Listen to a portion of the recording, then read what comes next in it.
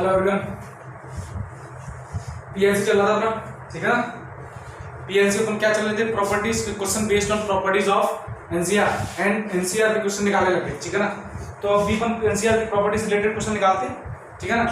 Combination से related question निकालते हैं जिससे कि कंसेप्ट हमारा समझ में आए।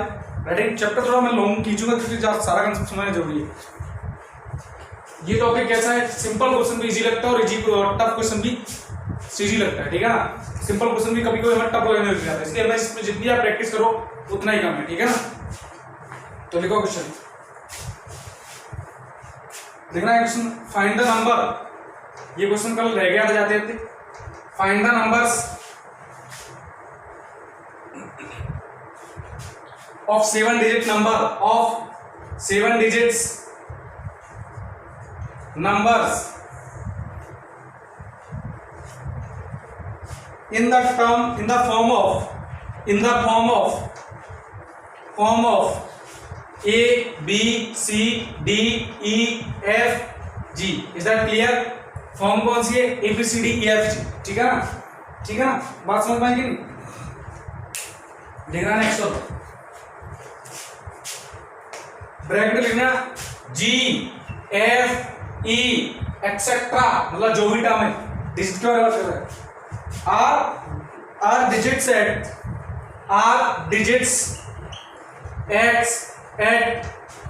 यूनिट्स, टेंस एंड हंड्रेड्स, ठीक है ना। हंड्रेड्स, प्लेस एक्सेट्रा, रटेगी नहीं। वेयर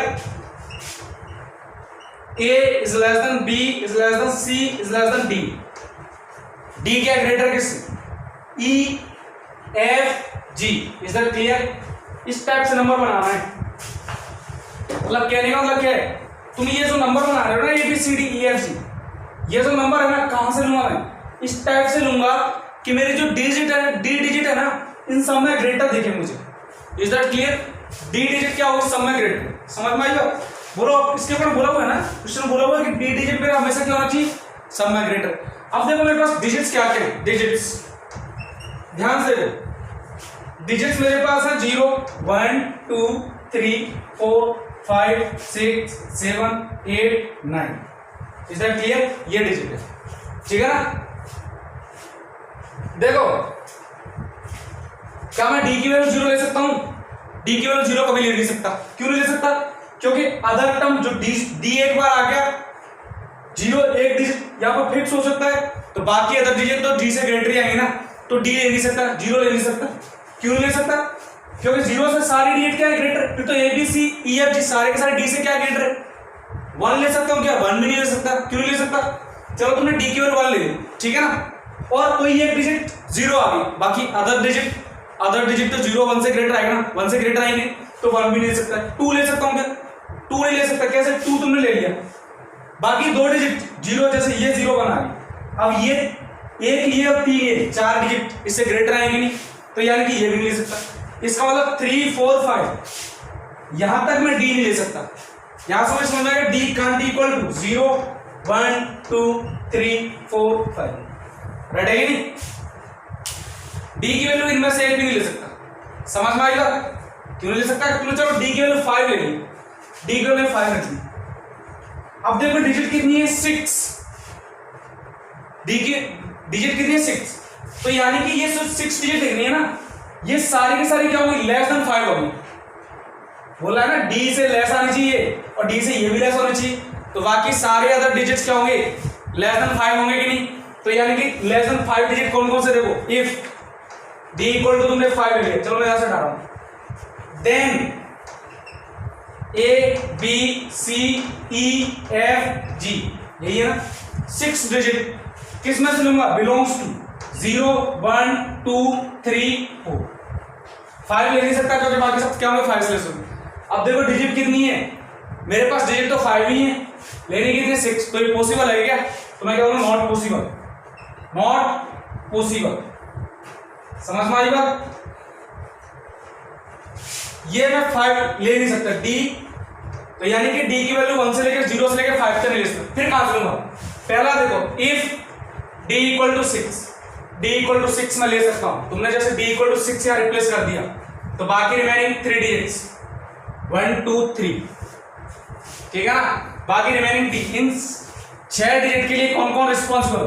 मैंने कहा 0 1 2 3 4 5।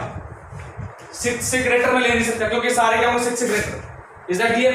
अच्छा, इन 3 के लिए देखो कौन कौन रिस्पॉन्सिबल, इन 3 का सिलेक्शन कैसे होगा? इन 3 के लिए देखो कितने डिजिट है ये 6, तो क्या लिखूंगा 63। मैंने कहा ये गलत हो जाएगा। क्यों गलत हो जाएगा?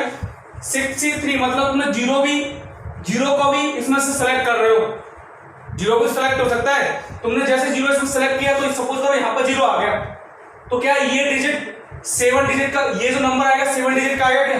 कभी नहीं आएगा। तो फिर कितने का हो जाएगा? 6 डिजिट का। तो यानी कि इनके लिए जीरो को सेलेक्ट नहीं करूंगा मैं, बाकी सब सेलेक्ट कर सकता हूं, तो इसको हटा दो। तो इनके लिए करूंगा 5C3 इन प्लेसेस के लिए क्या करूंगा 1 2 3 4 5। सिलेक्शन क्या हो गया 5C3। अब 3 डिजिट सेलेक्ट हो गए, यहां से रिमेनिंग कितने 2, 3 इसमें सेलेक्ट कर ली 5 से, रिमेनिंग कितने 2। इनके लिए देखो रिमेनिंग 2 एंड 0, यहां 0 भी तक सेलेक्ट कर सकते हो। तो कितने हो गए 3 डिजिट, 3 में से तीनों को सेलेक्ट करना है, कितना हो गया प्रोसेस 3C3, ठीक है ना। अब मुझे एक बात बताओ, तुमने 3 ये सेलेक्ट किए और इनको सेलेक्ट नहीं किया तो 4 डिजिट का ही नंबर हुआ, कैसे 3 डिजिट ये और एक, या फिर इनको सेलेक्ट किया इनको सेलेक्ट नहीं किया तब भी 4 डिजिट, तो सबको सेलेक्ट करना जरूरी है। Then total process, total phase कितना हो गया 5C3 into 6C3। Is that clear? Second, if d equal to 7, तुमने दी किया बस कितना रिप्लेस कर दिया 7, तो यहां पर 3 डिजिट, यहां पर 3 डिजिट। अब यहां पर बेस क्या हो गए? देखो यहां पर देखना बेस 1 2 3 4 5 6 में से एक आएगा। सुनना, हालांकि 0 भी है लेकिन 0 यहां पर तो काउंट नहीं कर सकता ना, तो यहां पर बेस क्या होगी 6C3, राइट है कि नहीं। अब यहां पर कितना रिमेनिंग 3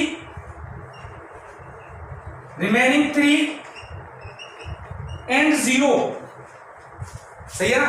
6 में से 3 यहां काउंट कर लिए, रिमेनिंग 3 एंड 0, तो कितना process 4C3। Is that clear? ठीक है ना, ये तो मैं समझ में आ गया, उसको मैं डब कर रहा हूं।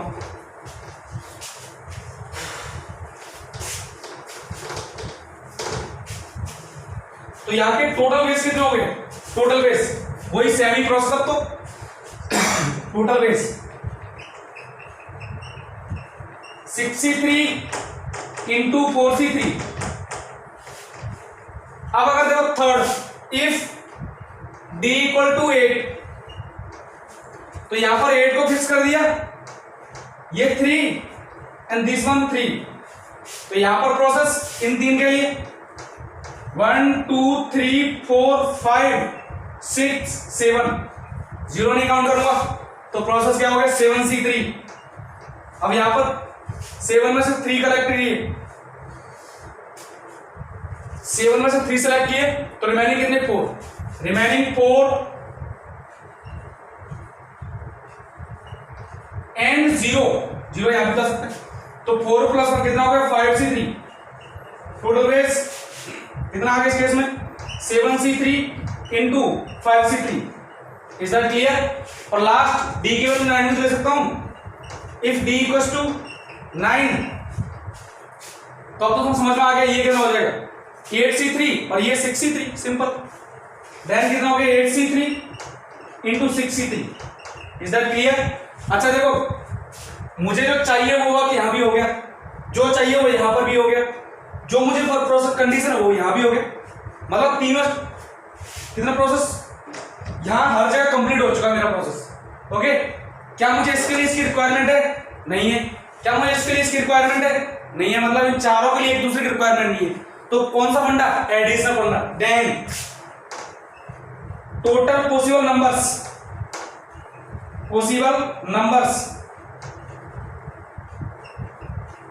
इज इक्वल टू पहला ये रहा, क्या है प्रोसेस, 5c3 इंटू 63, 5c3 नहीं है, 3c3 है, sorry, into 3c3, next plus of 6c3 into 4c3, 6c3 into 4c3 plus of next 7c3 into 5c3, 7c3 into 5c3 next plus of 8c3 into 6c3, 6c3। अब इसका complete value तुम निकाल लेना, ठीक है ना, process मैंने बता दिया है, राइट है कि नहीं, इज दैट क्लियर ना, तो बाकी तुम निकाल लोगे। क्वेश्चन बहुत अच्छा था, इंपोर्टेंट डालने स्टार्ट डालने, ठीक है ना।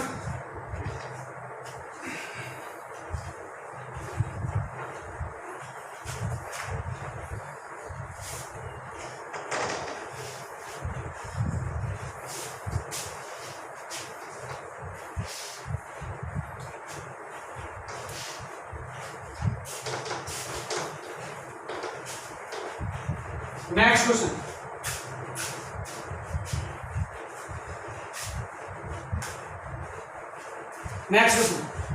Find the maximum number of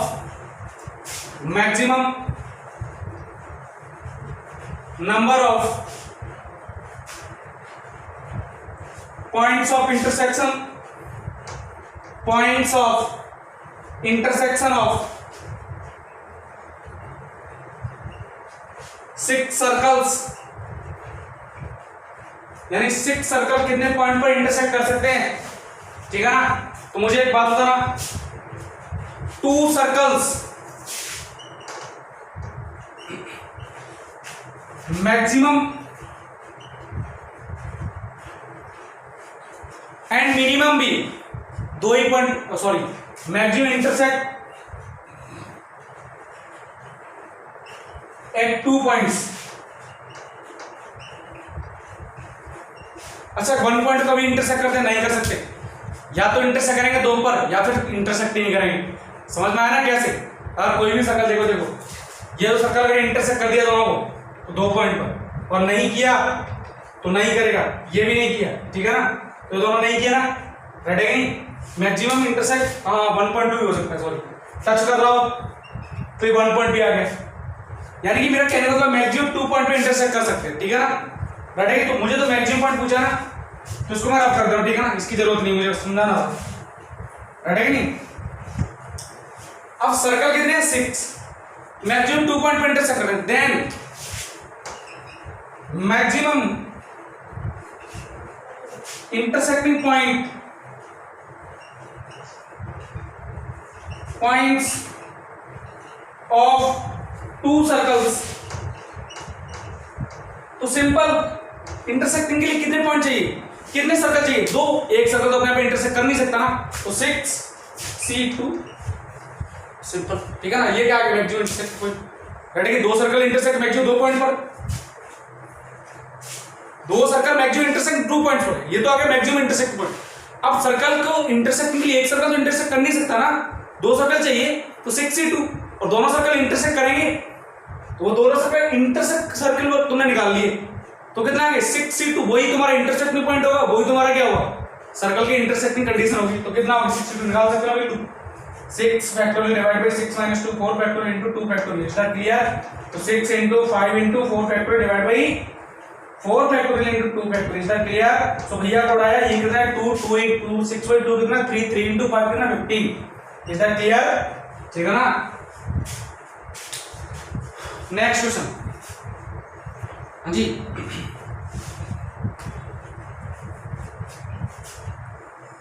question लिख लो, इसको मैं रफ कर दूं 10।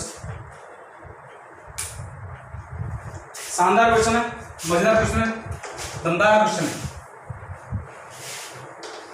सेलेक्टिंग प्रोसेस समझते चलना, बैठेंगे, सुनो। In a certain algebraic exercise, in a certain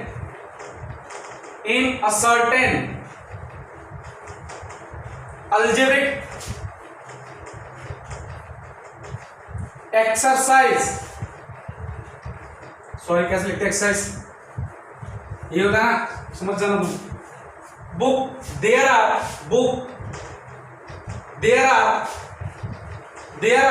four examples on AP को जानते हो, अर्थमेटिक प्रोग्रेशन। अलजेब्रिक एक्सरसाइज में 4 एग्जाम्पल किसके हैं? एपी के। Is that clear? 5 examples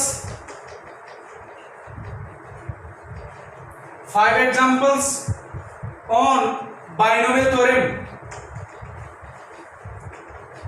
binomial theorem क्या है? अलजेब्रा का एक टॉपिक है जो शायद वो आगे चल के होगा, ठीक है ना, अभी शायद इस टॉपिक के बाद। राइट है कि नहीं? बाइनोमियल थ्योरम कितने एग्जांपल है? 5। राइट है कि नहीं? एन, अरे मैंने क्या कर दिया, पीएनसी, हाँ लो, एन 6 एग्जांपल्स ऑन पीएनसी, जो तुम्हारा न्यू टॉपिक चल रहा है उसका, ठीक है ना। राइट है कि नहीं? Find the number of ways, find the number of ways, find the number of ways of a teacher can select code pupils at least one, but not more than 2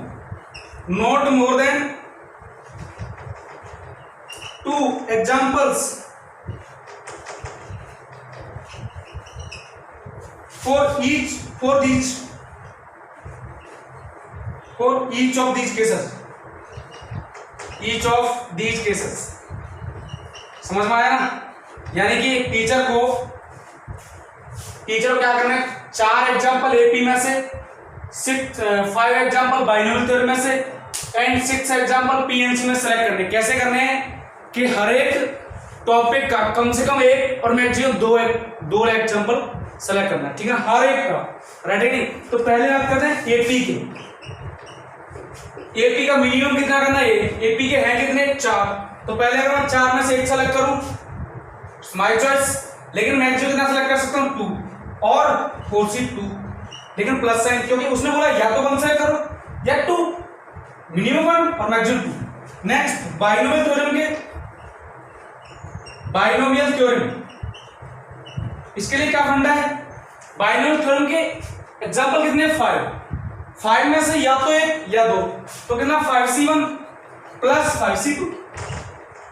next PNC कितना? 6 है, 6C1 plus 6C2। Total selecting process, selecting ways. हाँ भाई कितना आ जाए? देखो उसने बोला each subject select होना चाहिए, ईच टॉपिक एग्जांपल आना चाहिए, तो ये भी सेलेक्ट करना जरूरी है, ये भी है, ये भी है। तो यानी कि अपना कंप्लीट वर्क करने के लिए तीनों वर्क कंपलसरी होना, और तीनों work compulsory, that means multiplicative funda. Then I will use multiplicative. क्या? 4C1 plus 4C2 into 5C1 plus 5C2 into 6C1 plus 6C2। Is that clear? ठीक है ना? रेडी कि नहीं? ये हमारा आंसर हो जाएगा। वैल्यू कैलकुलेट तुम कर लेना। रेडी कि नहीं? कैलकुलेट करना तुम्हें आता ही होगा, जो भी कैलकुलेट करके आंसर है मुझे बताना, ठीक है ना?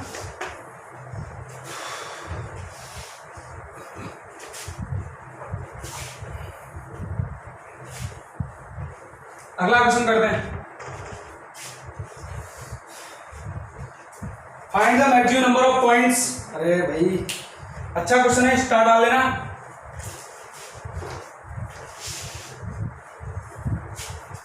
देखो next question, find the maximum number of points, find the maximum number of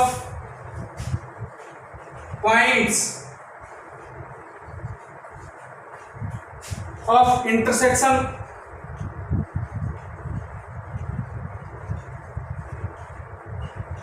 intersection of 7 straight lines, 7 straight lines,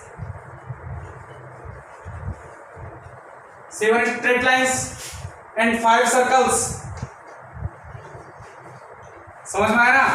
straight line कितनी है 7, सर्कल कितने 5, तो उनके मैक्सिमम पॉइंट ऑफ इंटरसेक्शन बताने। कंडीशन देखो, अब यहां से लेकर condition, when 3 straight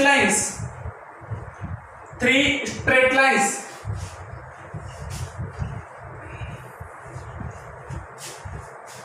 are parallel and 2 circles are concentric,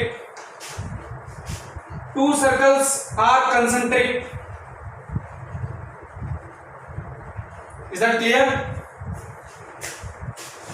तो मुझे एक बात बताओ, पैरेलल लाइन का मतलब क्या होता है? पैरेलल स्ट्रेट लाइन का मतलब होता है वो कभी इंटरसेक्ट करेंगे नहीं। तो इसने क्या बोला, 3 स्ट्रेट लाइन कैसे पैरेलल, 3 स्ट्रेट लाइन कैसे parallel, that means they will never intersect, right है नहीं? तो इनमें से 7 स्ट्रेट लाइन है मैक्सिमम इंटरसेक्शन पॉइंट। अच्छा देखो, एक इंटरसेक्शन पॉइंट के लिए कितनी लाइन रिक्वायरमेंट होती है? 2। एक इंटरसेक्शन पॉइंट के लिए 2 लाइंस की रिक्वायरमेंट होती है, राइट है नहीं? एक लाइन अपने आप में इंटरसेक्ट कर सकती है क्या? नेवर। तो भैया इंटरसेक्ट पॉइंट के लिए 2 लाइंस की रिक्वायरमेंट है। तो 7C2 पॉइंट ऑफ इंटरसेक्ट आएंगे, क्यों 2 लाइन में सेलेक्ट करूंगा 7C2, और जितनी लाइन उतने क्या इंटरसेक्ट पॉइंट, क्योंकि मैक्सिमम पूछा से। लेकिन अब खास बात देखो, इस मैक्सिमम में तुम्हारे 7 में से 3 तो सर पैरेलल है, वो तो कभी इंटरसेक्ट करेंगे नहीं। और आपने 7C2 लिया है, 7C2 में ये भी आ गए।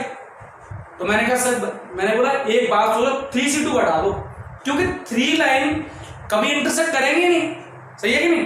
क्योंकि वो क्या है, पैरेलल, राइट है कि नहीं? तो पहला पॉइंट। और कंसेंट्रिक सर्कल देना जिनका मतलब सेंटर क्या हो एक ही, ये क्या कंसेंट्रिक सर्कल, इसका सेंटर और इसका क्या, ये सर्कल कभी इंटरसेक्ट करेंगे? नेवर, राइट है कि नहीं? तो देखो पहले क्या है, पहले निकालता हूं number, point maximum intersecting point of, maximum intersecting point of, points of straight lines, बोलो भाई क्या 7C2, लेकिन 7C2 में तुमने 3 स्ट्रेट लाइन के भी इंटरसेक्टिंग पॉइंट काट लिए। 7C2 कैसे?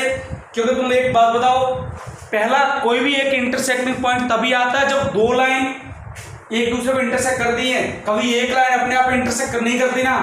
तो 7 में से 2 लाइन सेलेक्ट करूंगा, जितनी लाइन सेलेक्ट होंगी वही क्या इंटरसेक्टिंग पॉइंट, राइट है कि नहीं? कोई दिक्कत होगी तो 7C2, लेकिन तुमने इसमें वो भी काउंट कर लिया जिसमें 3 स्ट्रेट लाइन कैसे है, पैरेलल, तो इनको घटाओ 3C2। ये क्या गया, ये क्यों लिया, 3 स्ट्रेट लाइंस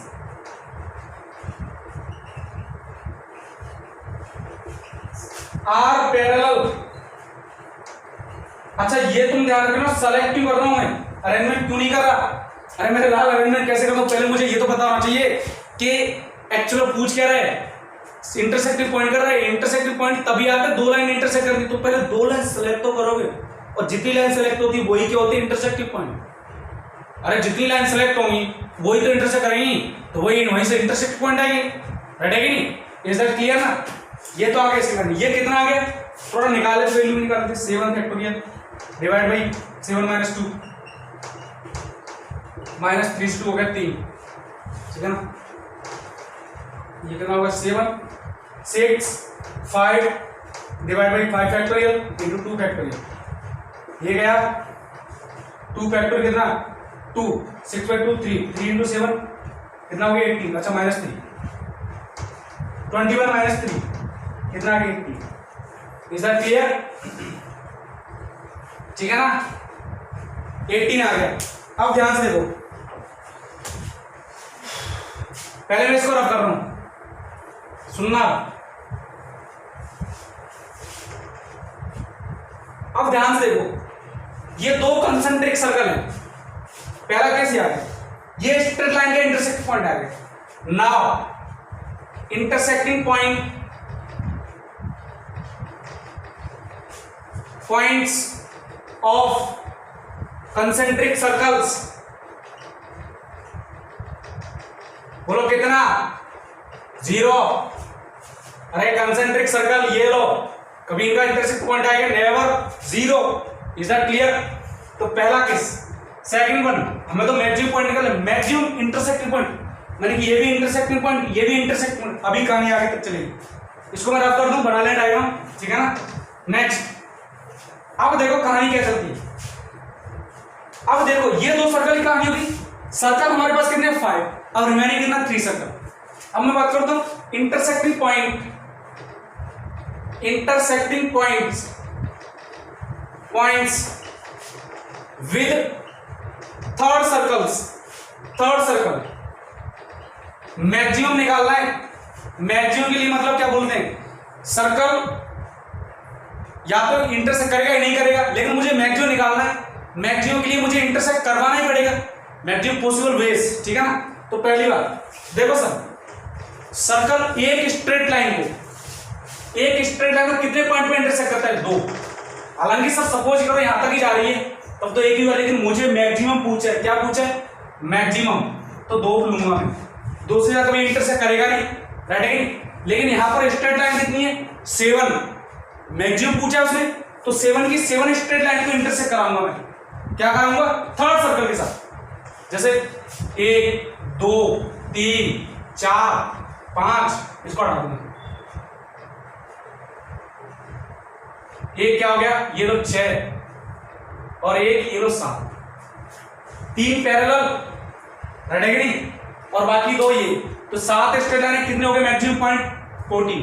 मैक्सिमम लूंगा मैं, मैक्सिमम पॉसिबल, राइट है कि नहीं। इससे ज्यादा नहीं आ सकते थर्ड सर्कल और लाइंस के, इससे कम ही आएंगे। तो कितना हो गया 14। Third circle with 7 straight lines, right है कि नहीं, समझना। लेकिन यहां लिखना डायरेक्ट मैक्सिमम। अच्छा मुझे एक बात बताओ, 2 कंसेंट्रिक सर्कल भी तो है। कंसेंट्रिक सर्कल को थर्ड सर्कल मैक्सिमम कितने पॉइंट पे इंटरसेक्ट कर सकता है, 1 2 4, ठीक है ना, plus 2 first concentric circle, first concentric circle,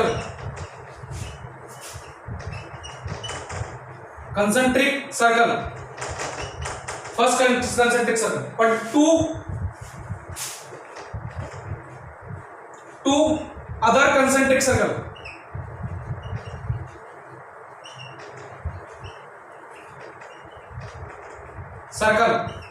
is that clear? कितने हो टोटल, 14 + 4 18, ठीक है ना। ये हो गया थर्ड सर्कल की कहानी, जो कंसेंट्रिक नहीं है। अरे मैक्सिमम 2 ही पॉइंट पे इंटरसेक्ट कर सकता है सर्कल, या फिर करेगा नहीं, ठीक है ना। दूसरा, या फिर टच करेगा, लेकिन मुझे मैक्सिमम निकालना है। अब देखो ये तो होगी थर्ड सर्कल की कहानी। नेक्स्ट निकालते हैं फोर्थ सर्कल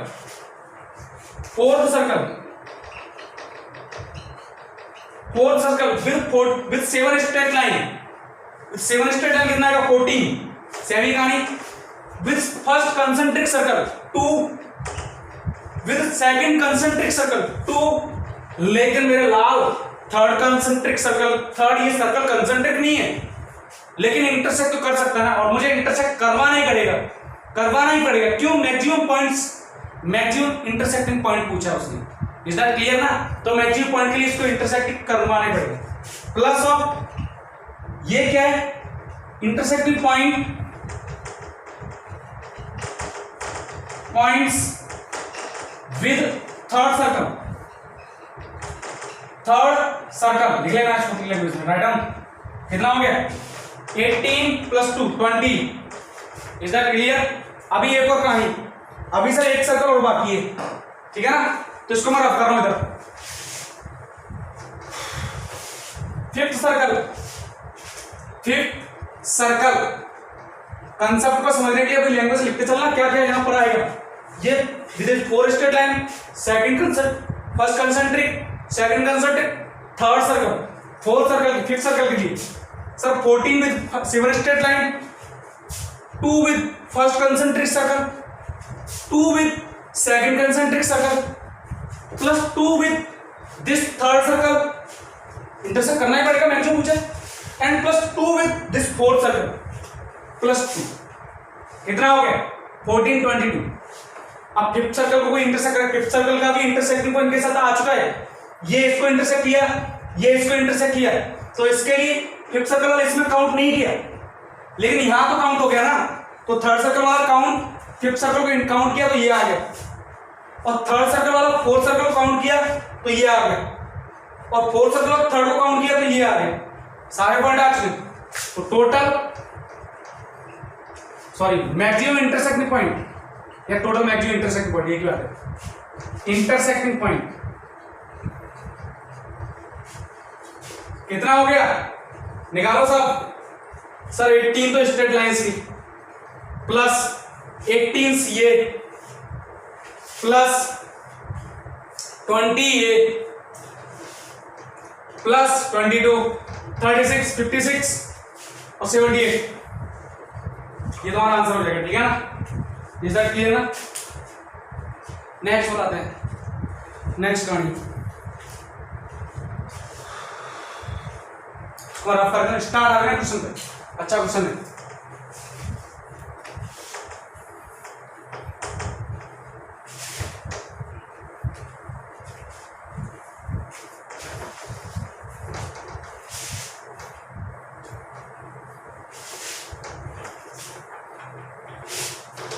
अगला क्वेश्चन,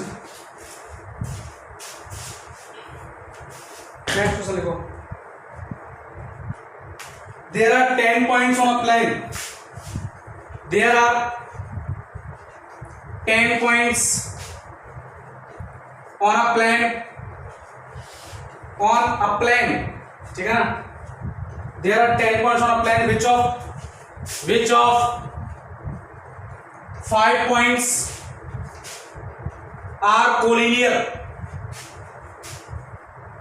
कोलिनियर का मतलब समझते हो? कोलिनियर मतलब एक ही सिंगल लाइन पर सारे के सारे 4 points 5 points are on the same line. Is that clear?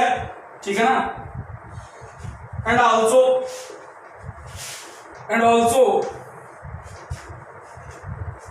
No of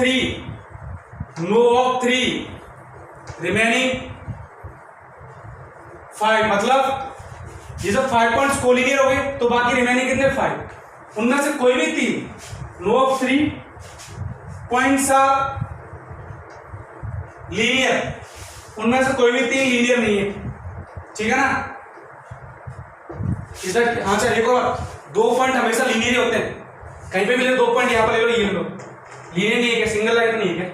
कहीं पे भी ले लो 2 पॉइंट हमेशा लीनियर ही होते हैं। Is that clear not? 2 point हमेशा लीनियर होते हैं, इसलिए इसने बोला है पहले कि 3 पॉइंट्स लीनियर नहीं है। तो क्वेश्चन को समझ के चलना, राइट है कि नहीं? तुम बोलो कभी वैसे 2 पॉइंट्स क्यों नहीं लिखा इसे?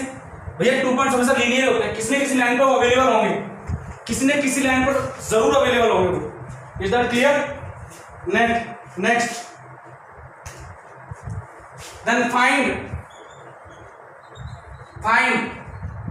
Number 8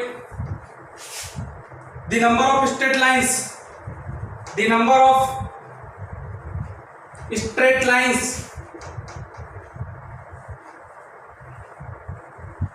straight lines joining these points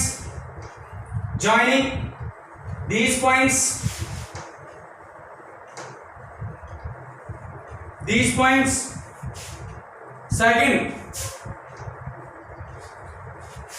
the number of triangles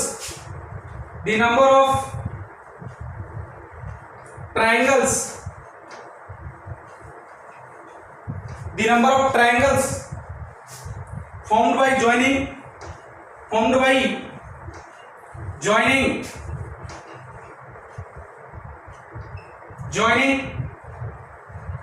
3 points, joining these points, मतलब नंबर ऑफ ट्राइंगल और नंबर ऑफ स्ट्रेट लाइन का पता नहीं। ठीक है ना।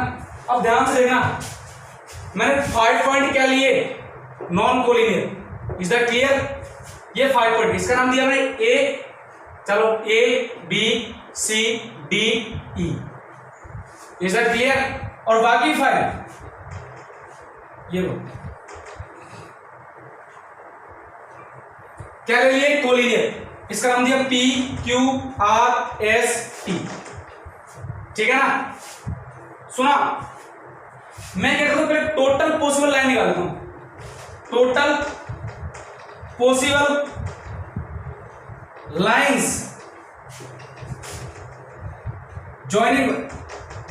joining by 2 points, ठीक है ना। अब मुझे एक बात बताओ, टोटल पॉसिबल लाइन तुम निकाल रहे हो, इसमें तो ये लाइन भी आ गई कि इन दोनों पॉइंट को ज्वाइन करके मैंने लाइन बनाई, इन दोनों पॉइंट को ज्वाइन करके मैंने लाइन बनाई, इन दोनों पॉइंट को ज्वाइन करके मैंने लाइन बनाई। और एक्चुअल में देखा जाए ये दो पॉइंट को तुम लाइन बना रहे हो ना, ये एक्चुअल में एक ही लाइन है, दिख रही है क्या, एक ही लाइन है क्या। तो यानी कि इनमें से ये जो तुमने टोटल बनाया ना, में से घटाना पड़ेगा, इन दो पॉइंट्स को जो लाइन बन रही है क्या, घटाना पड़ेगा कि नहीं, सही है कि नहीं, बात सही। और टोटल पॉसिबल कितने हो जाएंगे, 10c2। 10c2 कैसे, अरे लाइन हमेशा दो पॉइंट को ज्वाइन करने में बनती है ना, इज दैट क्लियर। तो पॉइंट मेरे पास कितने, 10 में से दो लाइन को ज्वाइन कर दो, दो पॉइंट को ज्वाइन कर दो, कितना हो गया 10c2। दो पॉइंट को ज्वाइन किया, कितना हो गया, एक लाइन। लेकिन 2.10 में सेलेक्ट करो, वो कितने हो गए, टोटल पॉसिबल लाइन। लेकिन इसमें से तुम्हारी ये जो लाइन है ना, ये और ये पॉइंट लाइन तुमने अलग अलग काउंट कर लिया इसमें ऑलरेडी है, क्योंकि 10 ये अगर होता तो कोई दिक्कत नहीं 5 से। लेकिन तुम देखो ये लाइन तुमने ऑलरेडी काउंट कर लिया इसमें, राइट। इसमें काउंट नहीं करना था, क्योंकि ये एक्चुअल में एक ही लाइन है। ये लाइन देखो, ये वाली लाइन, ये लाइन, ये और ये एक्चुअल में एक ही लाइन है, इज दैट क्लियर ना। तो मैं क्या करूं, -5c2 घटा दो, ठीक है ना। अच्छा यहां लिख लेना, lines by joining collinear points are not different तो ये कितना होगा 5c2, सबके सब सेम है। Then total lines joining by 2 points, बोलो भाई तुम्हारा आंसर आएगा सर 10c2 टोटल पॉसिबल है, में से 5c2 तुमने क्या किया, ये लाइन सारी सारी सेम है, ठीक है ना। लेकिन अभी रुक जाओ, मैंने कहा +1 क्यों सर, ये लाइन अपने आप एक लाइन तो है ना, ये भी तो ऐड करनी पड़ेगी। ये लाइन अपने आप एक लाइन तो है ना, ये लाइन इस पॉइंट और इस पॉइंट को ज्वाइन करके बनाई है मैंने, तो ये लाइन तो है ना, तो इस लाइन को ऐड कर दो +1, समझ में। इसलिए लिख लेना complete the line of 5 collinear lines, इसलिए लिखना the line of 5 points collinear, ठीक है ना, कोलिनियर, इज दैट क्लियर। तो ये भी तो एक अपने आप लाइन है, तुमने ये जो अलग अलग किए तुम घटा दिए, ठीक है ना, ठीक है। लेकिन एक लाइन ये बन भी रही है अपने आप में, तो इसको भी तो ऐड करना पड़ेगा, इज दैट क्लियर। ये तो आ गया पहले क्वेश्चन का आंसर, 10c2 - 5c2 +1, 10c2 होता है 45, 5c2 10 +1 कितना आ गया 36, पहले का आंसर कितना 36। नेक्स्ट आ जाओ सेकंड क्वेश्चन, ये तुम्हें समझ में आ गया होगा। ये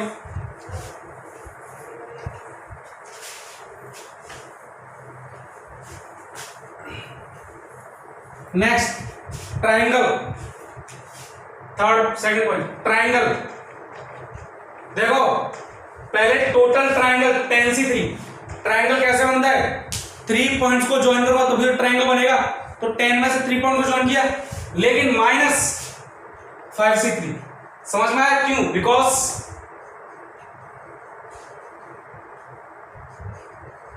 5 पॉइंट्स आर कैसे हैं, collinear,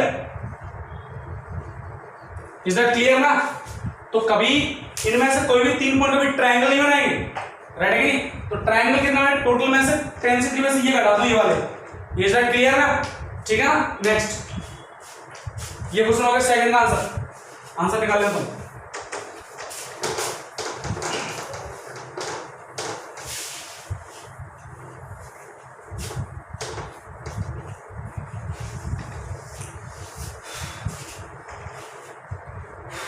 next question, find the total number of rectangles, find total number of rectangles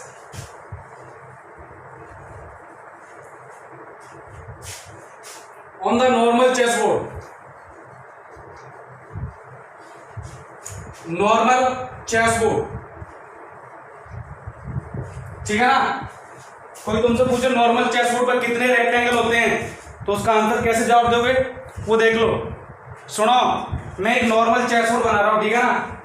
देखो नॉर्मल चेसबोर्ड 1 2 3 3 4 5 6 7 8 9 1 2 3 4 5 6 7 8 9, ठीक है ना। थोड़ा सा ऊपर उड़ा दो।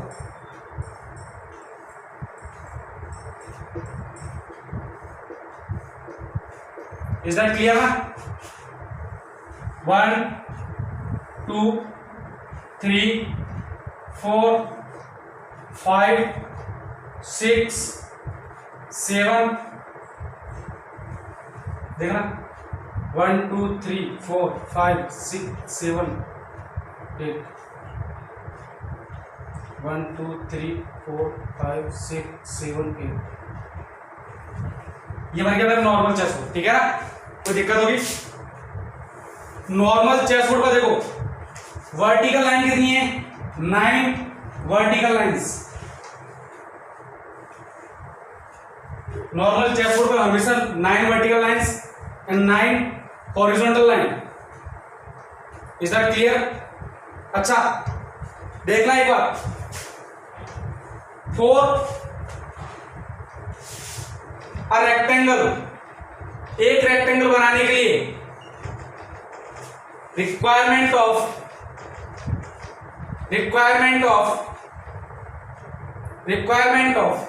यहां से देखो, एक रेक्टेंगल ये तो दो, कोई भी रेक्टेंगल उठा लो इनमें से, 2 vertical and 2 horizontal.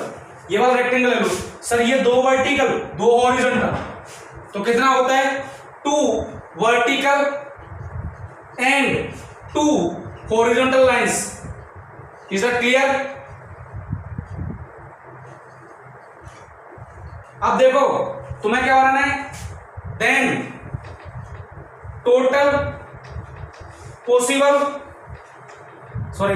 Total rectangles possible इतने बनाएंगे, ठीक है ना। कितने आएंगे सर? 9c2 और 9c2। ये क्या है? Selection of vertical lines. समझ में आया ना? वर्टिकल हॉरिजॉन्टल चाहिए, ये क्या? Selection of horizontal lines, selection CTION horizontal lines. Is that clear? अब मुझे बताओ ये सिलेक्शन प्रोसेस हुआ है, लेकिन दोनों सिलेक्ट होके ओनली सिलेक्शन से काम तो चलेगा नहीं, इसकी भी जरूरत है मुझे, इसकी भी जरूरत है। विदाउट हॉरिजॉन्टल रिक्वायरमेंट, हॉरिजॉन्टल मेरा रेक्टेंगल बनेगा नहीं, और विदाउट वर्टिकल मेरा रेक्टेंगल नहीं बनेगा, दोनों की रिक्वायरमेंट है। तो कौन सा बनता? मल्टीप्लिकेटिव बनता। ये क्या है? Total number of rectangles. Answer तुम निकालना है, आंसर क्या है? 9c2 into 9c2। Ready? Question समझ लेना क्या है? टोटल पॉसिबल टोटल रेक्टेंगल्स और ए नॉर्मल चेसबोर्ड, ठीक है ना। अच्छा आगे चलते हो।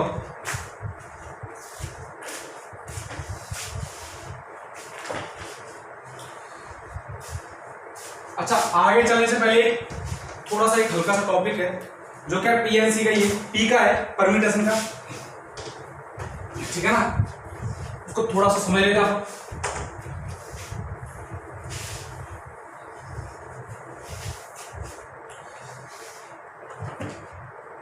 तुमने एक टॉपिक लिखा था rank of word according to dictionary. क्या लिखा था? रैंक ऑफ वर्ड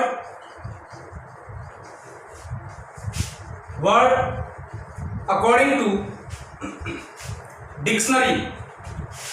सबको ध्यान होगा, लेकिन मैंने वह खास बात क्या बताई थी कि वहां पर कोई भी लेटर रिपीट नहीं होता दोबारा, ठीक है ना। राइट? क्योंकि उस समय मैंने ऐसा कुछ टॉपिक नहीं पढ़ा था पीएलसी का, नहीं पढ़ाया था तुम्हें, कि जिसमें परम्यूटेशन या अरेंजमेंट निकालते समय कोई भी लेटर रिपीट हो रहा हो या कोई आइडेंटिकल थिंग्स हो, रटेगा नहीं।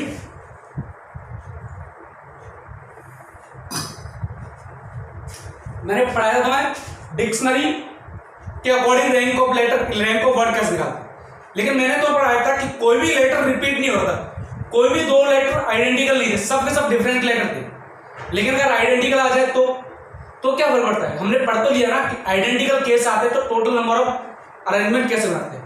तो यहां लिखना व्हेन सम पर्टिकुलर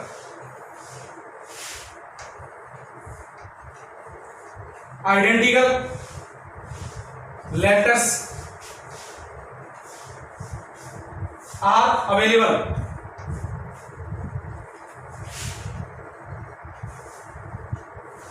ठीक है ना। फॉर एग्जाम्पल मुझे पहला ही वर्ड ले लूं मैं, प्रॉपर। कौन सा वर्ड है? प्रॉपर। और इस प्रॉपर की अकॉर्डिंग टू डिक्शनरी के अकॉर्डिंग मुझे क्या निकालनी है? रैंक निकालनी है, ठीक है ना। क्या निकालनी है? अगर प्रॉपर लेटर ओनली इन्हीं लेटर से मेरा बना होता, प्रॉपर लेटर मतलब डिक्शनरी में ओनली ये लेटर होते, यही लेटर होते, यही अल्फाबेट होते, तो इस वर्ड की रैंकिंग क्या होती, ये बताना है। तो पहले तो टोटल पॉसिबल निकालो, टोटल वर्ड्स कितना आ गया sir? 1 2 3 4 5 6 6 factorial divide by P कितने 2 और आर कितने 2, सही है ना, राइट है कि नहीं।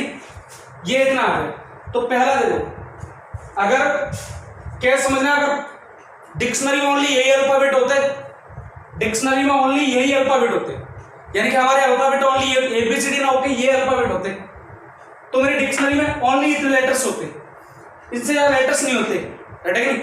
मैक्सिमम पॉसिबल लेटर्स ही होते, तो उसके बाद इसकी रैंक क्या होती है? तो पहले देखो, पहला लेटर कहां से स्टार्ट होता? ई से स्टार्ट होता।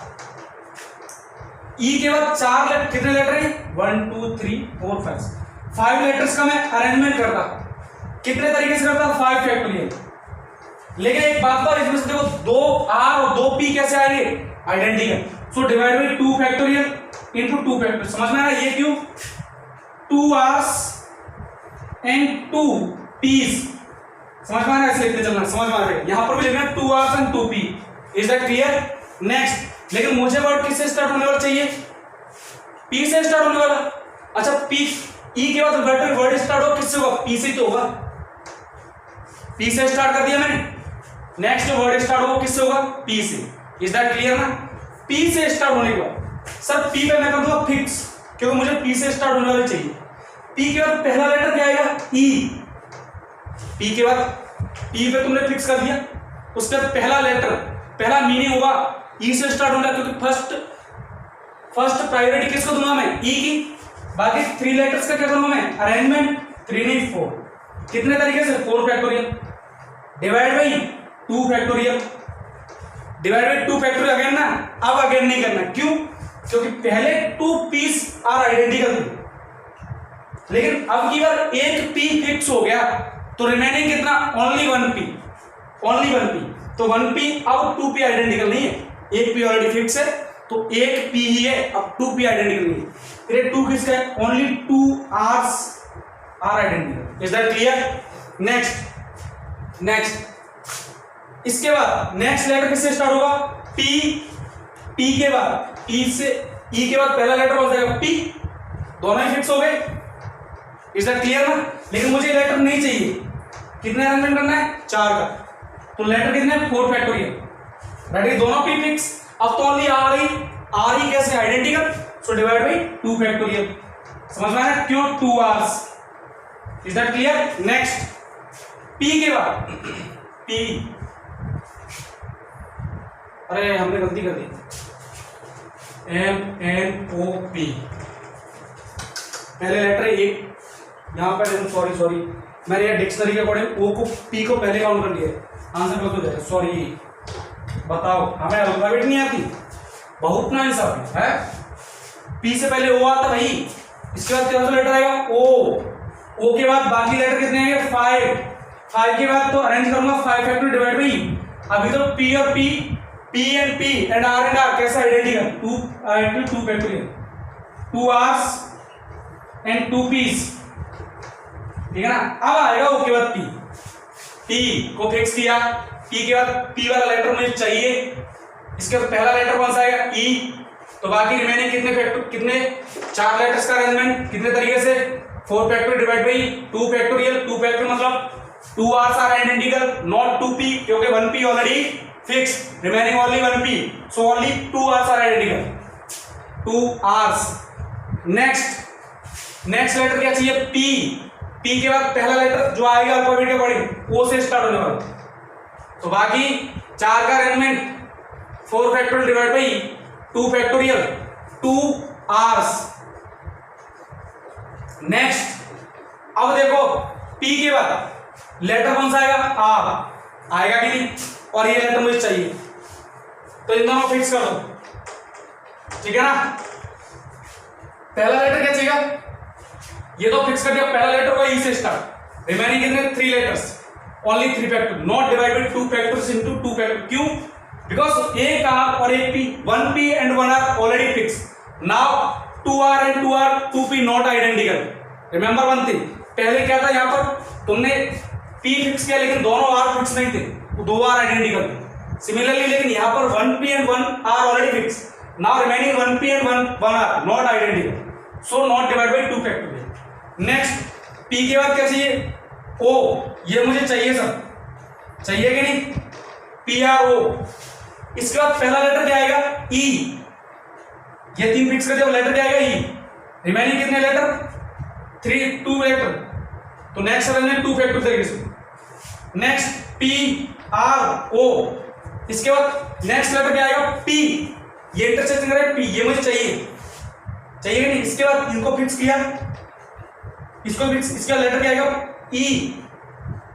E को फिक्स किया, तो रिमेनिंग कितना हो गया 1 लेटर, राइट, एक ही फैक्टर आएगा, वैसे भी लेटर आएगा, लेकिन ये तो चाहिए तुम्हें, इसका क्या चाहिए E आएगा, ये मुझे चाहिए फिक्स कर दूं, और रिमेनिंग का 1 लेटर वो भी चाहिए, फिक्स हो गया, तो ये इसका प्रोसेस क्या हो गया ये, तो टोटल पॉसिबल देन रैंक कितना हो गया बोलो भाई, ये 5 फैक्टोरियल 120 डिवाइड बाई 4 कितना हो गया 30, प्लस इसका rank again 30 plus 24 divide by 2 12 plus 12 plus 6 plus 2 plus 1, हाँ जी 9 plus 21 plus 12 33 plus 63 plus 30, answer आएगा 93, यानी कि ये जो वर्ड आएगा मेरा कौन सा नंबर पाएगा 93, ठीक है ना। एक सिंपल मेथड और देख ले समझ में आ जाए, राइट है कि नहीं, कोई दिक्कत होगी, सिंपल लेटर और देखते हैं, इसको मैं रफ कर रहा हूं, ठीक है ना।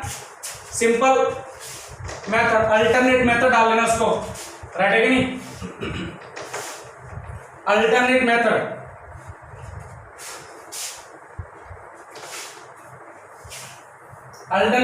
वो तो टोटल कितना आएगा, टोटल वर्ड्स कितना आएगा 6 factorial divide bye 2 factorial into 2 factorial. देखो टोटल वर्ड कैसे निकालेंगे, इसको लिख लो TROPER,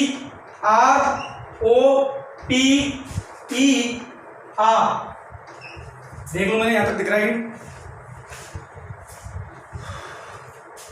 दिख रहा है, अच्छा। नेक्स्ट कैसे निकालूंगा मैं, ये जो लेटर है ना इनको अल्फाबेटिक ऑर्डर में लिख दो, पहले क्या आएगा ई, नेक्स्ट आएगा ओ, नेक्स्ट पी और पी के साथ पी को बिठा दो, नेक्स्ट आर, आर के साथ आर को बिठा दो, नंबरिंग कर दो 0 1, इनकी नंबरिंग 2 3 और इनकी नंबरिंग 4 5। वर्ड कहां से स्टार्ट हो रहा है पी से, पी की पहली नंबरिंग कौन सी लूं 2 वाली, नॉट 3 वाली, सबसे कम वाली 2 वाली, पी की नंबरिंग कितनी 2, तो 2 नंबरिंग है। लेटर कितने इसके बाद, देखो लेटर कितने इसके बाद 5 factorial, is that clear, divide by 2 hours. लेकिन देखो ध्यान से अब 2 फैक्टर डिवाइड करना है। क्यों सर 2 फैक्टर डिवाइड कर? सर मैंने p फिक्स तो किया, लेकिन मुझे इस केस में ये नहीं पता कौन सा p, ये या ये, दोनों में से कोई एक p आइडेंटिकल तो है, तो यहां पर तुम्हें डिवाइड करना पड़ेगा। Is that clear? तो इस p को हटा सकते हो, ठीक है ना। अब तुम्हारा एक p ऑलरेडी फिक्स हो गया, राइट है कि नहीं? जब कोई p फिक्स ना हो तब तुम्हें डिवाइड करने इस केस में। नेक्स्ट अब आ जाओ, अगेन नंबरिंग करो 0 1। अब इसकी नंबरिंग कितनी हो जाएगी 2, इसकी नंबरिंग 3, इसकी नंबरिंग 4। आर पे आ जाओ, आर की नंबरिंग मिनिमम वैल्यू कितनी 3, तो 3, ठीक है ना।